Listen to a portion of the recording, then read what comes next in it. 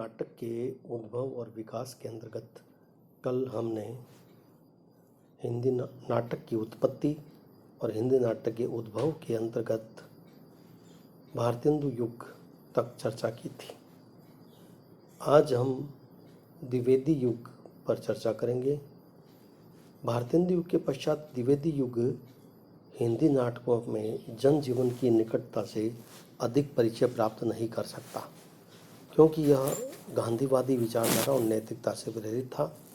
इस युग के प्रमुख नाटककारों में माखनलाल चतुर्वेदी, राधेश्याम, बद्रीनाथ भट्ट, गोविंद वल्लभ पंत, जयप्रकाश श्रीवास्तव आदि थे।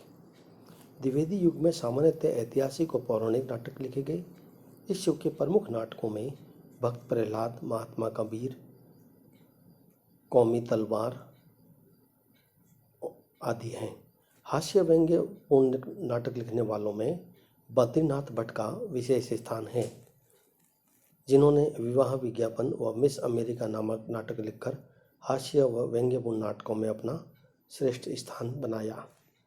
द्विवेदी युग के पश्चात हिंदी नाटक में सर्वाधिक प्रभावशाली नेता हमारे सामने उभर कर आते हैं, वह हैं जयशंकर प्रसाद। जयशंकर प्रसाद जिस प्रकार उपन्यास के क्षेत्र में मुंशी प्रेमचंद सम्राट है, उसी प्रकार नाटक के क्षेत्र में प्रसाद सम्राट माने जाते हैं। प्रसाद ने पहले संस्कृत, बंगला, अंग्रेजी आदि नाटकों का अध्ययन किया और उसके पश्चात उन्होंने नाटक लिखे थे। प्रसाद के महत्वपूर्ण नाटकों में कल्याणी परिचय, करुणायन, अजातशत्रु, स्कंदगुप्त, जन्मेजय का नागयज्ञ, एक घूंट, ध्रुव स्वामिनी आदि है।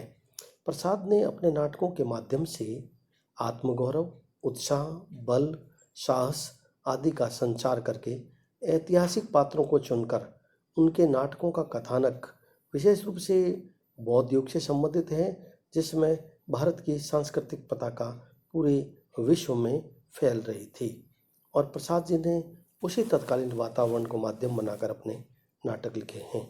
जिस तरह पाश्चात्य नाटकों का अंत दुखांत है और भारतीय नाटकों का अंत सुखांत है, उसी तरह प्रसाद के नाटकों का अपना एक अलग ही अंत है और जिसे प्रसादांत कहा गया है। इस नाटकों में नारी की महानता, शालीनता, सूक्ष्मता, कोमलता, लावण्यता, इन सब का बहुत बखूबी चित्रण किया गया है। प्रसाद ने पुरुष की कठोरता, पाशविकता और क्रूरता के बीच नारी की क्षमा, दया, करुणा व प्रेम का दिव्य संदेश देने वाली नारी पात्रों को अपने नाटकों में रखा है। कुल मिलाकर प्रसाद युग हिंदी नाटकों का सर्वश्रेष्ठ युग कहा जा सकता है। प्रसाद ने जिस ऐतिहासिक नाटकों की शुरुआत की थी, उस ऐतिहासिक नाटकों की परंपरा में आगे अनेक नाटककार हमारे सामने आते हैं, जिसे हम ऐतिहासिक नाटक की श्रेणी में सम्मिलित करते हैं। ऐतिहासिक नाटकों की शुरुआत तो जयशंकर प्रसाद ने की, जिसे आगे बढ़ाने का श्रेय हरिकृष्ण प्रेमी, वृंदावन लाल वर्मा, गोविंद वल्लभ पंत, गोविंद दास, उदय शंकर भट्ट आदि प्रमुख है।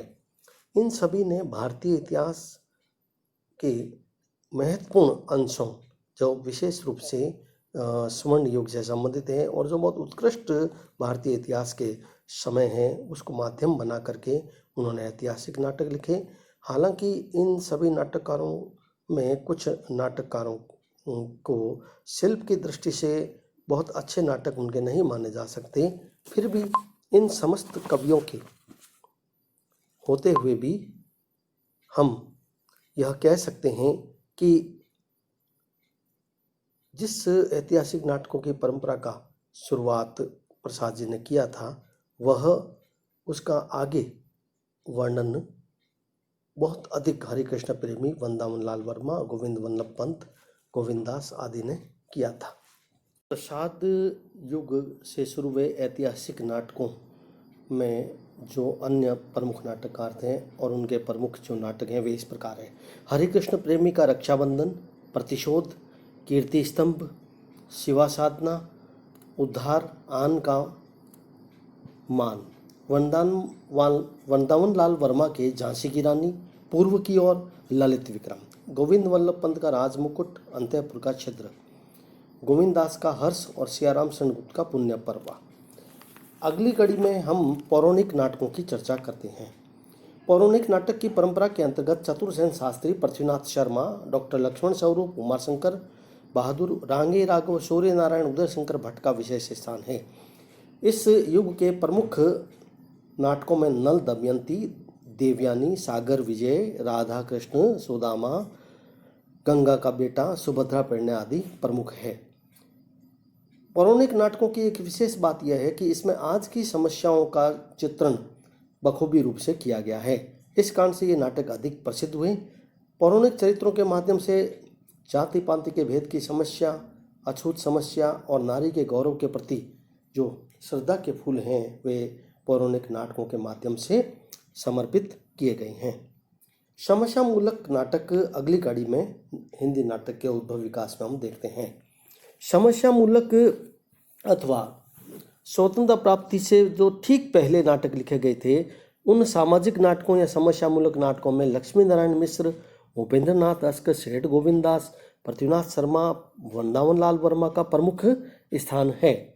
समस्या प्रधान नाटकों में बौद्धिकता, मनोविज्ञान, फ्राइड की काम भावना का विवेचन मिलता है।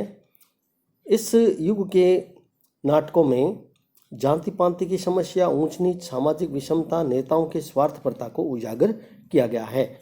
और विशेष रूप से जो नाटक प्रसिद्ध हुए हैं वे इस प्रकार हैं। लक्ष्मी नारायण मिश्र का नाटक मुक्ति का रहस्य, सिंदूर की होली, राक्षस सा मंदिर, जिसमें उन्होंने यौन और काम संबंधी समस्याओं को भी प्रमुखता प्रदान की है। उपेंद्र नाथ अस्क के नाटकों में छठा बेटा, उड़ान, अलग अलग रास्ते आदि प्रसिद्ध हैं। इस युग के नाटककारों में वृंदावन लाल वर्मा का भी नाम प्रमुख है, जिन्होंने ऐतिहासिक नाटकों के साथ साथ सामाजिक और समस्या मूलक नाटक लिखे थे। अन्य प्रमुख नाटककारों में रघुवीर शरण मिश्र, चंद्रशेखर पांडे, दयाराम आदि मुख्य हैं। इन नाटककारों ने नारी एवं विवाह संबंधी समस्या, प्रेम एवं काम संबंधी समस्या, नारी शिक्षा, संयुक्त परिवार आदि विषयों पर तीखे व्यंग्य लिखकर नारी के प्रति सहानुभूति दिखाई है। स्वतंत्रता प्राप्ति से पहले गीति नाट्य भी बहुत प्रमुख रहे हैं। गीति नाट्य को हम भाव प्रधान नाटक भी कह सकते हैं। इस प्रकार के नाटकों की शुरुआत जयशंकर प्रसाद ने 1912 में कर दी थी, किंतु जो उनका कर्मणालय नाटक है वह इसी प्रकार का है। किंतु आगे चलकर जो गीति नाट्य या भाव प्रधान जो नाटक थे उसमें हरिकृष्ण प्रेमी का विहांग, सियाराम शरण गुप्त का अनग, वृंदावन लाल वर्मा का तारा आदि बहुत प्रमुख हैं, जिसमें सरसता, कोमलता और बीच बीच में गीत या गीतों का आयोजन भी रखा गया है। इसी कारण से उन्हें गीति नाटक कहा गया है। स्वतंत्रता प्राप्ति से ठीक पहले हमारे सामने प्रतीकवादी नाटक भी देखने को मिलते हैं। हमें प्रतीकवादी नाटक की शुरुआत तो वैसे वह भी हम प्रसाद जी से मान सकते हैं, जो उन्होंने 1921 में कामना नाटक लिखा था, वह प्रतीकवादी नाटक ही था। किंतु आगे इस प्रकार के नाटकों में भगवती प्रसाद वाजपेयी का छलना नाटक और सुमित्रा नंदन पंत का ज्योत्सना व नव शिव कुमार का नक्शे का रंग नाटक प्रतीकवादी नाटकों में प्रमुख कहे जा सकते हैं।